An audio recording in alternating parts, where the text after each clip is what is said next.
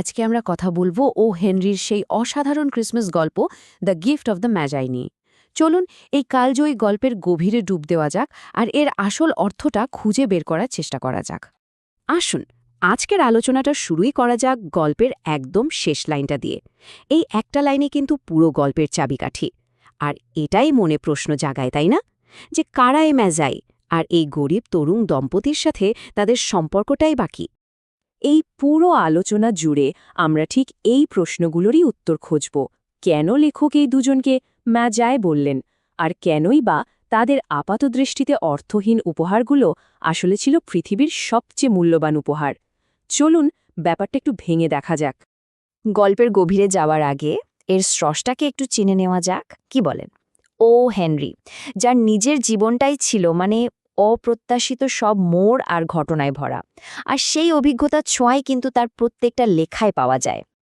দেখুন, William Sydney porter আমরা যাকে ও হেনরি ছদ্মনামে চিনি, তার জীবনটা কিন্তু মোটেও সহজ ছিল না। আর্থিক সমস্যা, এমনকি জেল খাটার মতো কঠিন অভিজ্ঞতাও হয়েছে তার। আর এই সব কিছুর কারণে তিনি সাধারণ মানুষদের খুব কাছ থেকে চিনতে পেরেছিলেন।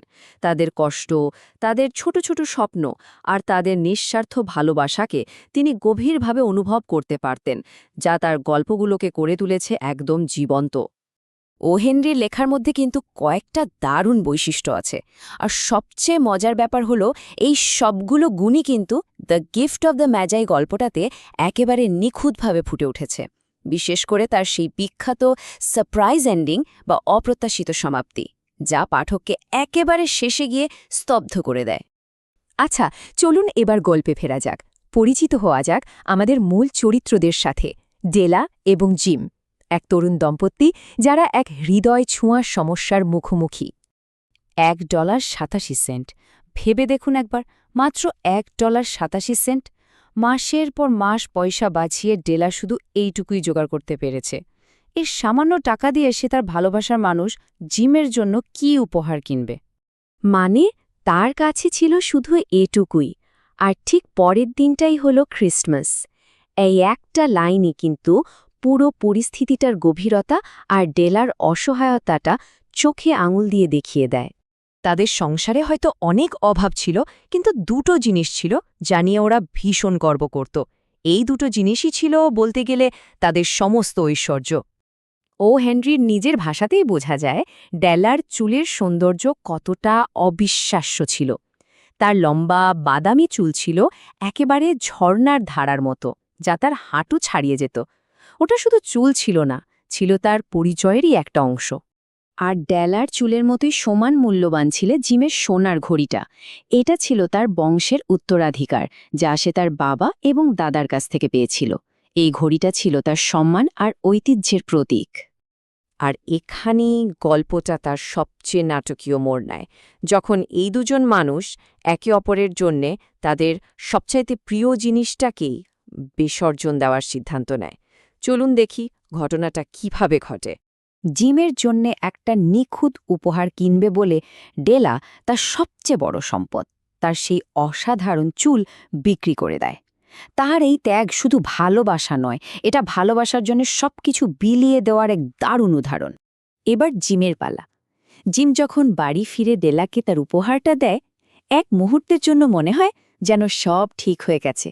বাহ, কি সুন্দর সেই চিরুনির সেট, যেটা ডেলা বহু দিন ধরে চেয়েছিল। কিন্তু সমস্যাটা হলো অন্য জায়গায়। ব্যাপারটা তাহলে কি দাঁড়ালো?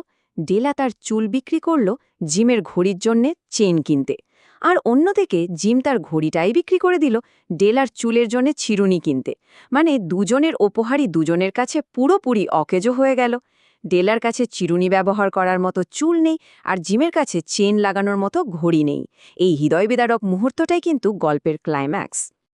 গল্পের এই যে আবেগঘন মুহূর্ত, এর পরেই কিন্তু লেখক আমাদের একটা গভীর প্রশ্নের দিকে ঠেলে দেন। চলুন এখন গল্পের শিরোনামের পেছনের রহস্যটা বোঝা যাক। তো এই ম্যাজাই কারা ছিলেন? ম্যাজাই ছিলেন আসলে সেই তিনজন জ্ঞানী মানুষ, যারা বাইবেলের গল্প অনুসারে একদম প্রথম ক্রিসমাসে নবজাতক যিশুকে উপহার দিয়েছিলেন, আর তাদের হাত ধরেই উপহার দেওয়ার প্রথাটা শুরু হয়। দেখুন, এই টেবিলে খুব সুন্দর করে দেখানো আছে যে ম্যাজাইদের দেয়া প্রত্যেকটা উপহারের কিন্তু একটা প্রতীকী অর্থ ছিল। সোনা ছিল রাজত্বের প্রতীক, ধূপ ছিল আধ্যাত্মিকতার, আর গন্ধরস ছিল ত্যাগের প্রতীক। আর ঠিক এখানে ডেলা আর জেমের উপহারের সাথে একটা অদ্ভুত মিল পাওয়া যায়। তাহলে আসল প্রশ্নটা হল, ও হেনরি কেন এই দুই নির্বোধ শিশুকে, মানে ডেলা আর জিমকে, পৃথিবীর সবচেয়ে জ্ঞানী বলছেন? কেন তাদের এই আপাতদৃষ্টিতে অকেজ উপহারগুলোই আসলে সর্বশ্রেষ্ঠ? এর কারণটা খুব সহজ কিন্তু গভীর। কারণ ডেলা আর জেম আসলে বুঝে গিয়েছিল যে ভালোবাসার আসল দামটা জিনিসপত্রে নয়, ত্যাগের মধ্যে। তাদের উপহারগুলো হয়তো ব্যবহার করা যাবে না, কিন্তু তার পেছনের যে ভালোবাসা, যে আত্মত্যাগ, সেটাই ছিল নিখাত। তারা একে অপরের জন্য নিজেদের সবচেয়ে মূল্যবান জিনিসটা বিলিয়ে দিয়েছে, আর ঠিক এই কারণেই তারা ম্যাজাইদের মতো জ্ঞানী। শেষ পর্যন্ত গল্পটা আমাদের এই একটা গভীর প্রশ্নের সামনে এনে দাঁড় করায়।